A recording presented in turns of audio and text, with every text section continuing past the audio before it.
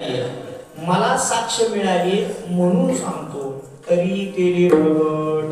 मला त्या गोष्टीची साक्ष आहे किंवा माझ्याकडं त्या गोष्टीचा थोडक्यामध्ये पुरावा आहे म्हणूनच मी बोलत आहे. मग याच्यामध्ये तुकोबरायांकडे काय पुरावा असेल?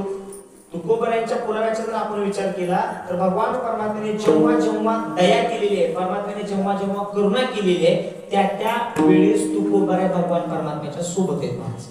त्यावेळेस तुकोबराय परमात्म्याच्या सोबत आहे. जे जे झाले अवतार तुका त्याशी अवतार, त्या अवतारामध्ये ज्यावेळेस नृसिंह रूपाने करुणा केली त्यावेळेस प्रल्हाद स्वरूपाने तुकोबराय सोबतच होते. ज्या वेळेस प्रभू रामचंद्राच्या स्वरूपाने या ठिकाणी करुणा केली त्यावेळेस सुद्धा अंगदाच्या स्वरूपाने या ठिकाणी तुकोबराय सोबतच आहेत. ज्या वेळेस त्या 16,100 राजकन्यावरती कृपा केली त्यावेळेस सुद्धा उद्धवाच्या स्वरूपाने तुकोबराय सोबतच आहे.